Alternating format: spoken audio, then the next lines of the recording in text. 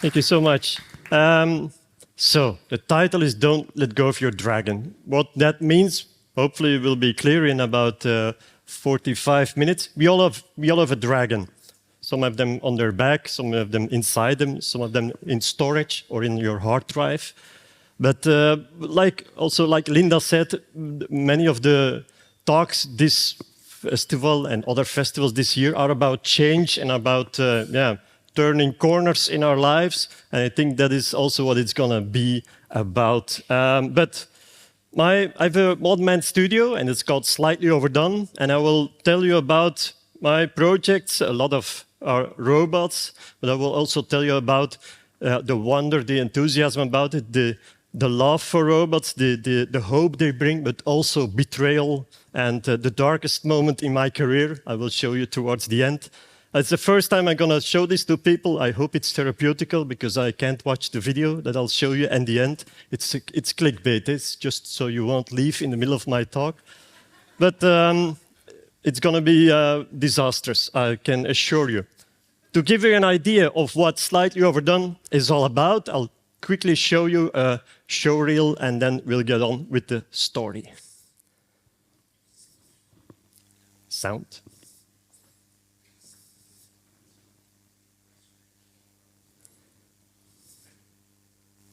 Hi.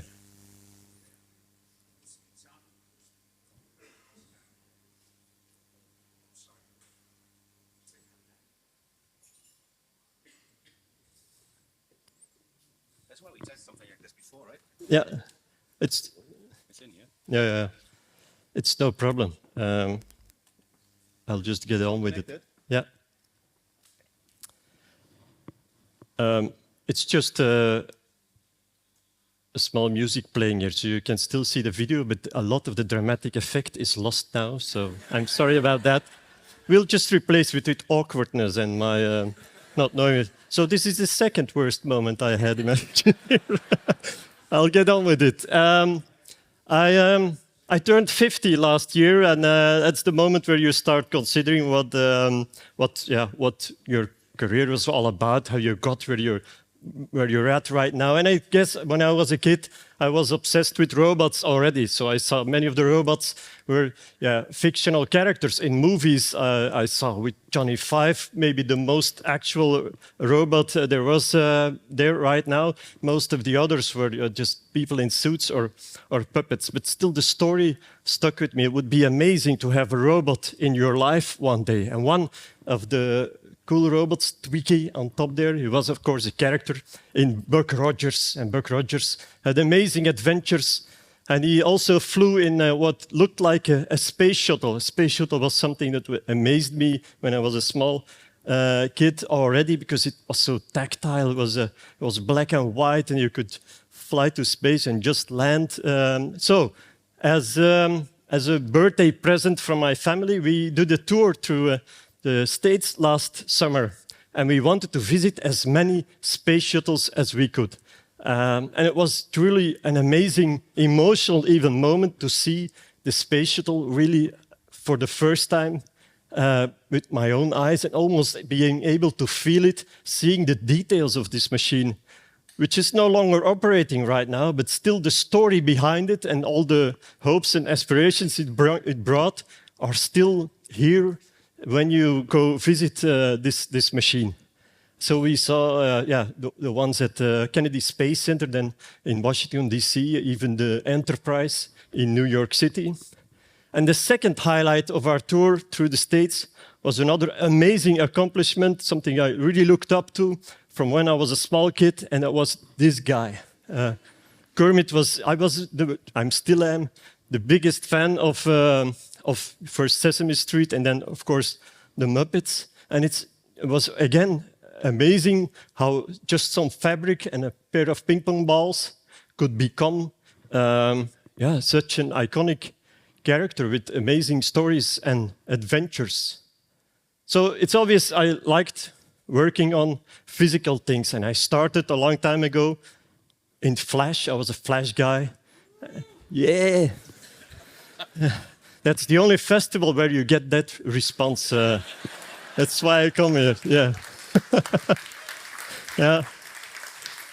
By the way, Flash isn't dead. It's just called Adobe Animate right now. I even delivered a project last year made in Animate, just writing ActionScript 3. It's not dead. It's just zombie-like, really hidden, but it's still there. My first project was on the frigates of the Belgian Navy, and we made a damage control system, just a kind of an intranet to show where ships could be damaged and what the situation was. And the army didn't care about the technology behind it. It just needed to work. And Flash was, for me, back then, the most obvious choice. And but it gave me also the reputation with my clients of working on very physical installations. And that was how I got to work in advertising a lot. So this was an installation for Dodge, where we suspended the Dodge Viper on a bungee cord. People could get in, fall to their death, and then being filmed. And it was a really cool time back then, because you can see we had a lot of money to create these. That's all gone, unfortunately. But this was also a very pivotal project, I think. It was an installation where we had a thick rope, and there was a mini countryman suspended on his rope, and there was here an installation. You could push a button on Facebook, and a flame would go on. It would burn through the rope. The last person who pushed the button burned through the rope, the car would roll down, and you win the car. But there was a physical response to just a virtual button on a website. And many more projects came from that were just very a physical representation of something you do just in the digital world. This was a giant Sony PlayStation controller and installations to experience content in musea, like you see here. And also more personal projects, like the Pine Cap. It's a cap you put on your head, and when you feel stressed, the pines would go up. And if you relax, you go down. Like right now, despite with Woody over here, but it's okay. So physical installations. And the second part of my work was about stories and characters. Because I made in Flash, obviously, a lot of games and interactive installations and stories. The characters became very, very important for me. And that's how I got in touch with a lot of other character designers. Also here in Berlin with the Pictoplasma Festival, where I came almost every year. And that's how characters became really, really important for me. But not just virtually, also physically. Obviously, after our visit to the Jim Henson exhibitions, we started making puppets at home. And last Christmas, I made a puppet for almost every person I had to buy a gift for. This is Tiberius here in the middle.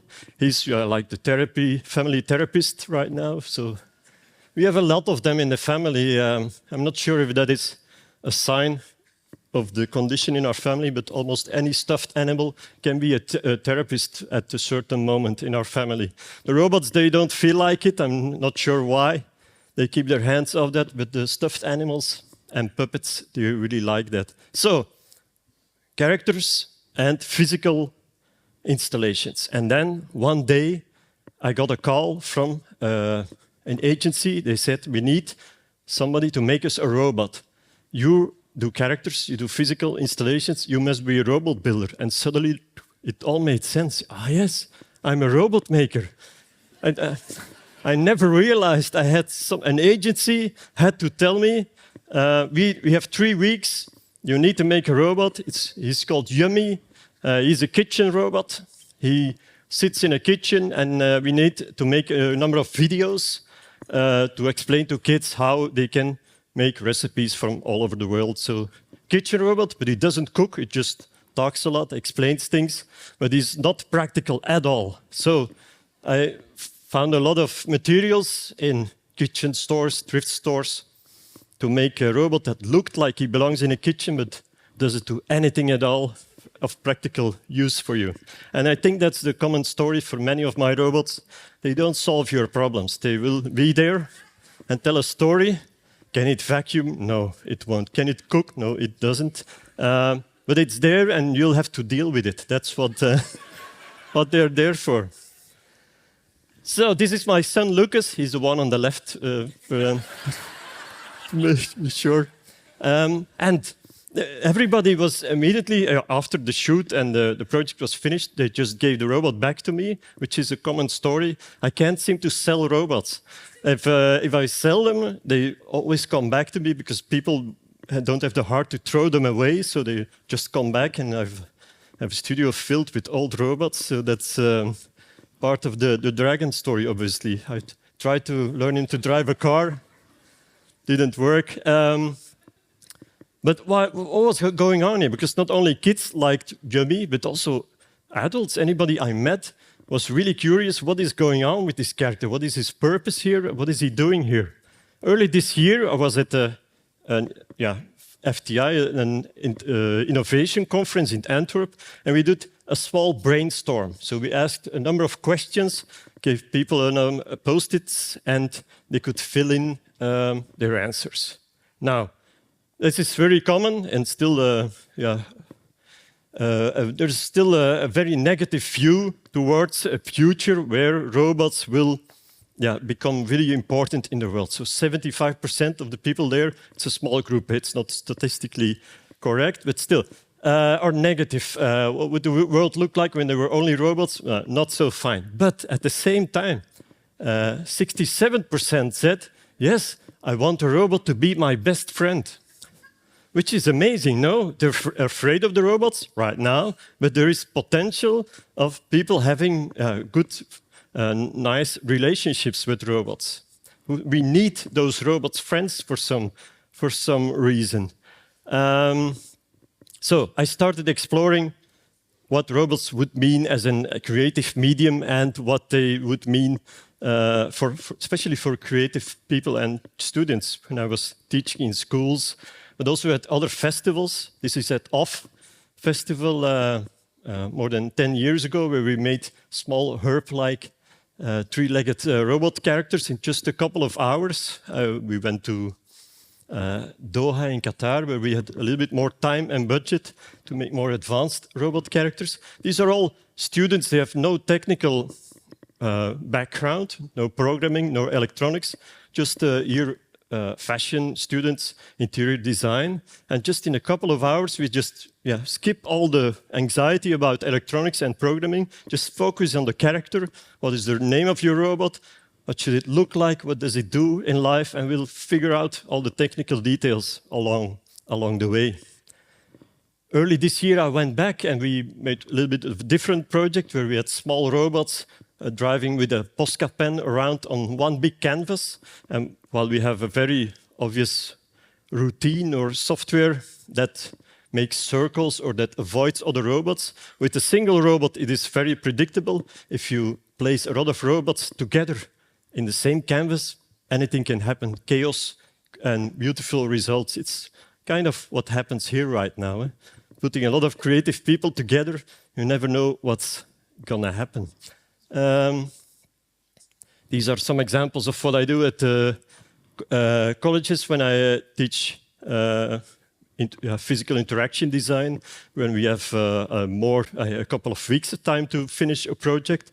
And maybe the most advanced we did was during the Corona years, was a Spot Micro at KDG school in Antwerp. I wouldn't recommend making this robot. It looks cute. It's like a little dog, but it's really painful to watch it fall over and over again, breaking his legs. And I couldn't stand it anymore. It just sits now in the corner of the studio and just relaxes. And he's asking me, please don't make me walk again. It's or learn how to program, but this isn't going anywhere. Yeah. Robots need to be engaging. That is what a word that character designers often will use. What is engaging? So you see a robot, just a glance, a small moment, and immediately you need to wonder what is going on here. What is the story of this robot? I have no context. Well, what is happening here? This is Jeff. You can see him at the exhibition, and he was created for an exhibition in Peru. He spent 7 months there, and he was a kind of a commentary on the fact that most people at events will experience reality through their phone, making a lot of photos. And he would just sit in the corner of the festival and just took photos and then posted it to Twitter just by itself when people approached him or when they smiled at him. And then you could just relax the party, and afterwards, the day after, you would see on Twitter, oh yeah, this is what happened. It was what Jeff thought was interesting. This is Herb. He's all about being cool. He doesn't do anything. He got a skateboard lately. He just looks around and wonders why, what are you doing here? He can't really skate himself, obviously, but maybe one day we'll get his legs more advanced. And this is Norbert. And then the robots got bigger. This is Barkley. And you can see here I was really getting into synthwave and the synthwave aesthetic. I lived in the 80s, so I really appreciate that younger people are rediscovering this synthwave aesthetic and imagining that the 80s looked purple and red and blue and were amazing. They weren't, but it's fine to imagine that it looked really cool. And Arthur was a project that he's still in development. I wanted to create a robot that could cruise along with me in a car and then enjoy music. He would nod his head and look around. I borrowed a fancy car from a friend with an open top so I could prove to people he's actually there, the robot. It's not 3D. And it was an interesting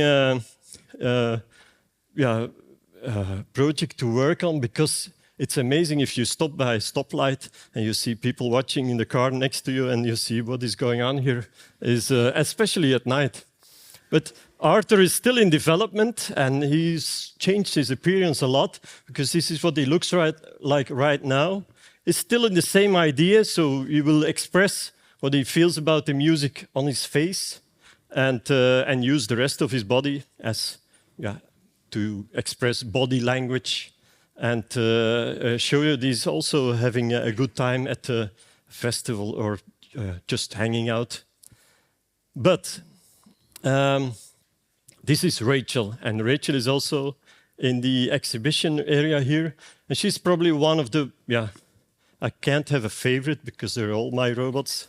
They won't like it, it's like your kids. But she has the most interesting story, I think, from them all. Rachel was created for the 10th anniversary of the Pictoplasma conference here in Berlin 10 years ago. She's 20. The festival was 20 years old this year. So she turned 10, and she was created for an exhibition here in Berlin. She was going to stay here for 3 months, and then they left to Mexico for 6 more months. Rachel was, somebody else had to take care of her, so I would deliver her here in Berlin, and then somebody else would have to interact with them, but also take care of them if something broke down. She was created by, the inspiration was the movie Blade Runner. So who has seen Blade Runner?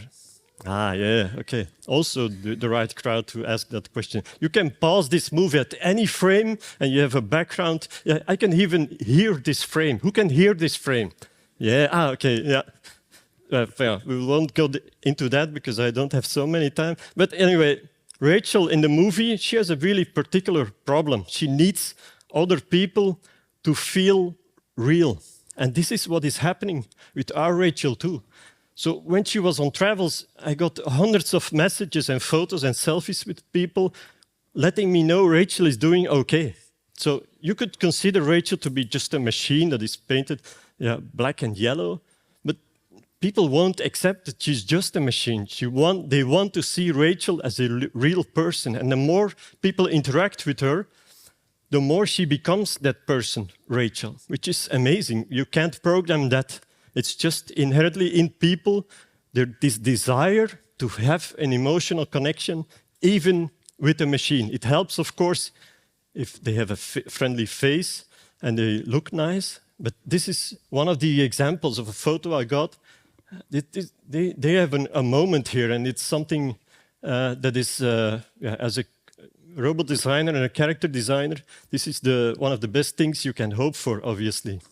So she went to Mexico for 6 more months, and then when she came back, they left to Moscow, and that's why I created Robin, so Rachel wouldn't have to go alone. So they spent 7 more months there, and then Robin, who's also there, she went on a tour with Vitra, the furniture company from in the south of Germany, and she traveled the world for six more years. She was part of the Hello Robot exhibition from Vitra, and she was the first robot you would meet when they entered the exhibition. And Robin, I knew when she was going to Moscow that I had to make. I took the opportunity to make some social commentary, and I made her gender fluid. But you can't see it you can't see on Robin that she's gender fluid. What is her gender?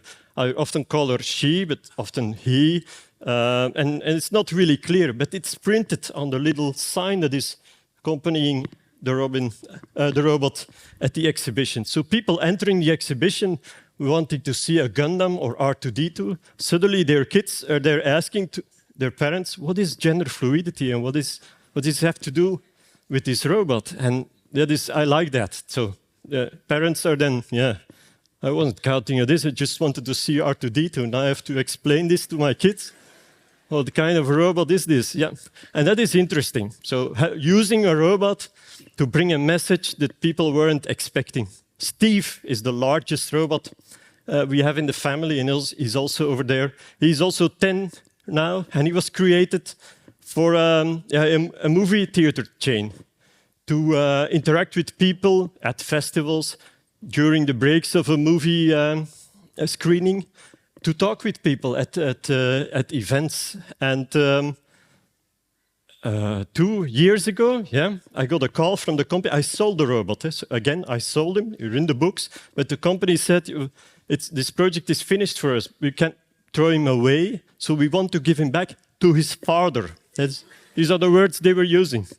Okay, I'll be there tomorrow with a van. I came back. He's still 80% the same parts as originally, and I don't want to change too many parts because, it's like the ship of Theseus. What is the essence of Steve? I'm not sure, but I don't want to change too many parts. That's why he looks a little bit beat up, maybe. That's because he had interactions with hundreds of people, not only in nice, clean event spaces, but also outdoors with a lot of kids wanting to hug him and things like that. And Steve, he's profiting from the AI hype right now a little, I think, because often at festivals they want a representation of AI, and then Steve is there to give commentary on the events happening. Often, of course, with a script from the event organizers. So it's not always a positive story, but at least he gets out and meets other people. And we had a really great opportunity early this year to open the Anima Film Festival in Brussels, where he was really next to the stage, not on stage because he's 150 kilo, but he opened the festival, and you see all the people, because the theme was science fiction. And you can see me sitting there with a remote, and the person next to me is holding a mic. So we're controlling the robot. It's obviously to anybody, but people are blissfully ignoring all that. They see Steve, and he's telling the story. This is how Steve has worked for the past 10 years. Often we're controlling his voice with a script or with a live voice actor. When Tesla did the same trick 2 weeks ago, it all went wrong, and we said, so somebody took notice of what we were doing. And it plummeted their stock, because that's, for the people who are not aware of that, they saw a robot being controlled remotely and talking to people. Obviously, there was just an actor backstage in a mic talking for the robots, but they were trying to pull it off as AI and an autonomous operating robot. It's not just the robots in entertainment and at festivals. I also had the opportunity to make Walt at the Audi car factory in Brussels. And it was a cooperation with a number of companies, but I was good friends with a company that made robot vision systems, like 3D cameras, and they were going to integrate a cobot, the first cobot in the Audi factory. So a cobot is a robot that you can walk next to it and it won't kill you or hurt you, while there are 500 other robots that just are ignorant to all humans and could seriously hurt you. So this was a robot that was kind of aware of people and his environment. So we wanted to take that a step further and maybe give it a face and a name and a character. So what my job was to create all the top parts here, so his head and his neck and his face, obviously, that connected with the rest of the interface. And people, factory workers, could come in, and instead of just pushing a button, they said, "Hey, Walt, it's me, that's my name." He would recognize them and then give them gesture feedback and also some icons. And then they could use their hands to give commands. And it was more of a fluid, more natural way of communicating with the machine. And he stayed there for 20 months. It was initially planned for 8 months, but they stayed there. And this is the press event they had at the end. Of course, after 20 months, they stopped the project because they were afraid of they were going to replace all humans with robots, which is a strange leap from this story, I think, but understandable in some ways. This wasn't meant to replace humans. It was meant to make the relationship with the machine more human-friendly in a way that is more common of how humans interact with each other. And I think there is still a lot of opportunity there in many other fields. But looking at Walt here, I think there is a serious problem, and I'm not alone with that opinion, I think, with more recent developments in humanoid robots. There is a common problem here, as you can see. What is the problem? It's the face, right? Why is there no face? What are they afraid of?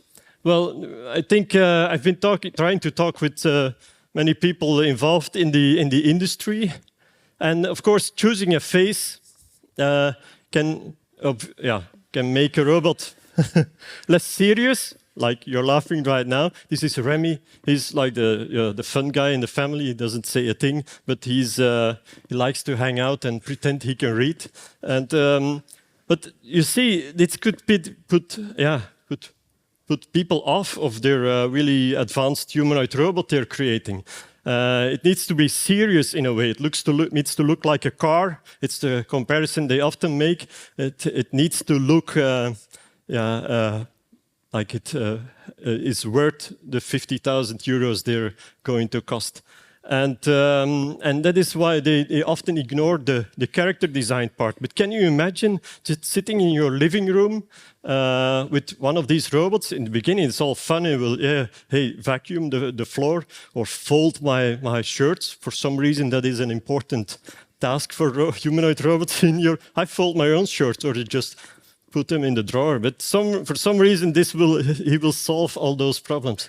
But after a while, imagine sitting at night or in the evening watching TV, and he's sitting there next to you, wondering what you're doing, and you're wondering, what is he planning? What is going on here? I better not watch The Terminator again this week, because it's not okay. I'm trying to talk with these people, and this is not a new concept. That this is the hypothesis of the uncanny valley. While we can relate to simple characters that are almost human-like or very abstract, but then when they become more and more human, realistic, there is suddenly a valley where people don't like these characters anymore because they become almost human, but not entirely human. So it becomes offsetting, and that is an interesting field to work on. I like to go more to the abstract side. If you look at the robot designs I have there, they don't look human at all, but it's fine. You can just have any other empathic or just any other conversation with these robots without them looking exactly as humans. We have a robot who did family therapy, which is Leo, also a very large robot who was in Düsseldorf 5 years ago. And he was an experiment for a telecom provider in Belgium. Kids could get inside the robot and they would control the arms of the robot, and their parents would be on the side controlling the wheels. And together they had to solve a number of challenges in a short amount of time. And it was a metaphor for the ever-changing digital world, where kids often know more of the technology than their parents, so they have to learn to get on the same track as fast as they can. And Leo changed recently because he was recycled for Recupel, which is the company who's responsible for recycling all electronic equipment in our country. And this is him now, so you still recognize a little bit of the robot, but he has now a large screen, and he explains to children and other people what happens to their old laptop or TVs when they go to the recycling point. I had a desire for a very long time to use robots in theater plays, and that dream came true last year when I was able to work together with a theater company in Brussels to create a play about administration, but for kids, which is an interesting concept. So there's one human actor, and he plays in an office environment, and after a while, more and more of the electronic equipment comes to life. And I was puppeteering many of the robots in the first part of the tour. I'm really in the back here with all my remote controls, operating smaller parts, but also the dragon in the room, a really heavy 80-kilo copier machine that used to chase around the human actor at the end of the play. And then we were training this all just walking around on stage, and watch out, don't drive over my foot. And then during the premiere, I'm 20 meters away and I have eyesight of a 50-year-old. So we often hit each other, and he didn't blame me. After a while, he learned to avoid the copier machine. But it's fun because you have a room full of kids that are going out of their mind if the copier comes to life suddenly, and it's really direct feedback, and that's really nice to work with. This is a robot project I did with the city of Ghent, and I'm gonna play a video, maybe with sound or maybe without, but it doesn't really matter because the sound will be in Dutch, so there are some Dutch-speaking people here, but it's just the tone of voice that may be interesting, so I'll show you the clip. Okay, no problem. So what is happening? This is a trash can in the city of Ghent, and he drives around and he tells people to put their cigarette butts inside of the trash can. It is an exact copy of the regular trash cans they found on the street there. But they had the problem of many people not finding the ashtrays in the trash cans and just throwing them on the street. And instead of just pointing at people, hey, you can't do that, or give them a fine, this robot would just roll up to them and really in a funny voice and just really tongue-in-cheek tell them, hey, just give me the cigarette butt. I really like cigarette butts. This is what I live for. And people can't help but just smile with the story. They don't get mad. Well, yeah, obviously, you can have my cigarette, but wait, let me smoke really fast so I can give you my cigarette butt. And this is, I think, a very good way of communicating these sometimes difficult messages. It's okay.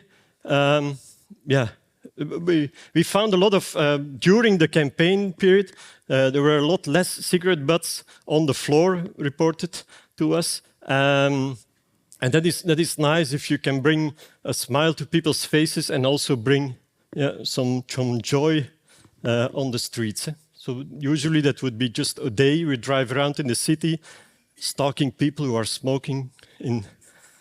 But unfortunately, we're coming there. Last month, there was something that went a little bit wrong with one of the campaign days. Now, imagine this. somebody comes up to you and they say, hey, you know you're trending on TikTok, right? And you know you don't know what they're talking about, it's never good news. Try to imagine it. It can be good. There is no scenario where that could be positive. So that is what happened. At a certain point, we were with Fons, it's a trash can robot, in an area in the city of Ghent where many students are. They were drinking a lot. It was the beginning of the academic year. And at a certain point, one of the students puts a beer on top of the robot. And people accompany me, hey, is this okay? I'm really cocky. Yeah, it's fine, it's just a beer. Let them have fun. After a while, of course, the beer tumbles down. And then it is the beginning of the perfect storm. The beer falls on the floor. Some of the beer splashes up and finds a really small corner of an exposed wire in the bottom of the robot. I take care of a lot of security in the robot. There are many emergency stops, and everything should work out. When I switch off the remote, they should stop. But this clip I will show you now shows you complete, utter panic. You see me minutes, it looks like minutes, it's going to be seconds, of me just not knowing what's going on. How can this happen? I make sure everything will work as it should, and still it won't happen. And at a certain moment, I can stop the robot, and I have no idea what happened. It's just an outer body experience at a certain moment. So he stops, but I'm not sure. I can watch the video, but it's not me. It's a very strange experience we have here. So this is a bad situation. This is me. I have no idea what's going on. He will lose the board at a certain moment. People are starting to panicking because he hit some beers. And the emergency button is on the back there, but you cannot switch it off. So then I get between it and I can press it with my foot, and that's where it stopped. Thank you for laughing, because this is really therapeutical for me. I couldn't watch it the first weeks. It's just so bad. And he betrayed me. I was really mad at him. It wasn't okay, Fons, you shouldn't do this. And I was checking and checking again what happened after a few days. Okay, he could point me to the fact, hey, man, you left a wire exposed here. What do you think is going to happen when they splash beer into this? Yes, okay, we share the responsibility. No, Fons, it's all your fault. You created me. Okay, you're right. So we re-established the trust. I added a number of extra emergency stops to him, and it hasn't happened again. We had 2 more successful days in the campaign, and after a while it will get better, I hope. But yeah, that was the darkest moment in my career. And it's been 12 years now that I've been creating robots. So by the end of last year, I got this call from Anima, the film festival, and they asked me, can you make an exhibition for us? The festival is going to be about science fiction, and they had some budget for it, so it was a really cool opportunity.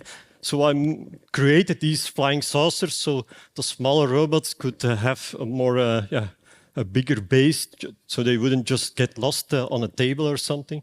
And we also had Remy here in his UFO setup we brought to some festivals. And it was really nice to see how people responded to this body of work, or the many robots bringing them together in one space, but also very confrontational. Because here, this is a photo of the Flanders Technology and Innovation Festival in Antwerp. This festival was supposed to be about innovation and about the future of technology, and all my robots are 10 years old at this point.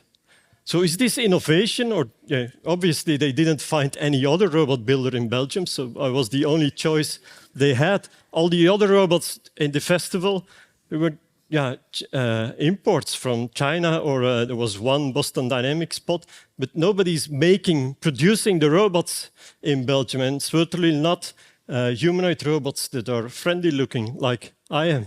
So maybe at this point, maybe I was thinking could be the nice end to a chapter, to just close down this part of my work. There The robots are all doing fine. They're in more or less good shape, except for fonts, but they're all in a good place. And this is a nice moment to end this part and go look for other opportunities. And I think not everybody has the luxury to do that. I'm really aware of that. But it's also a good way to protect all the creative energy you've put in your work. Not everybody is so, has the luck to be involved with a project where thousands of people are working on one space shuttle like here, and that is then conserved in a museum where still thousands of people every day can experience this work. Not everybody is so lucky, especially with Jim Henson here, where he's still inspiring millions of people with just some green fabric and the ping pong balls. You have to be lucky, but that doesn't really matter if you're lucky or not, or really successful or not. It's your work you have to deal with, and that is your dragon. A dragon is a metaphor for me for your creative sparkle. When you start out, when you get out of school, it's a really small animal, and you raise it up, and it can become anything you want. It can become a fiery dragon that flies around, or another dragon that is more about a really delicate creative work, or illustration, or just programming, or animation. It can be anything you want, but it's still your body of work. And if you choose after you're 50 or 55 to do something else, that is your right to do so, but somebody will have to take care of this, your portfolio, your work. And not everybody has the really physical effects of that. My studio is filled with robots that are sold but then come back, so I have to take care of them. That is the reality of them. I cannot throw them away, and sometimes your dragon, your creative work can get tired, and you feel like you're retiring and just saying, "Yeah, sorry, dragon, somebody else will take care of you. It's gonna be okay." But that is your choice to do so. But I'm not going to leave those robots just by themselves. Then that's why I'm going to find another profession right now and find another way to fund their existence and keep them in shape, and see the robots as more of a side project, because that is more important, I think, than just making a living. Your body of work isn't you exactly, but it's also not just a way to make a living or to make money. It's more than that for creative people. And I think that is really important to consider, especially today or this week, that we're all creative people here. The world is changing really hard this week, and I think we're very fortunate that we can be together here today at the Creative Festival, because there is nothing that brings, in my opinion, more hope to the world as creative people inspiring each other and telling each other it's going to be okay, it's going to be fine. We'll just do what we do for a living or as a hobby, but keep on creating and keep that dragon alive. That is the most important thing, I guess. That's it for me. Thank you.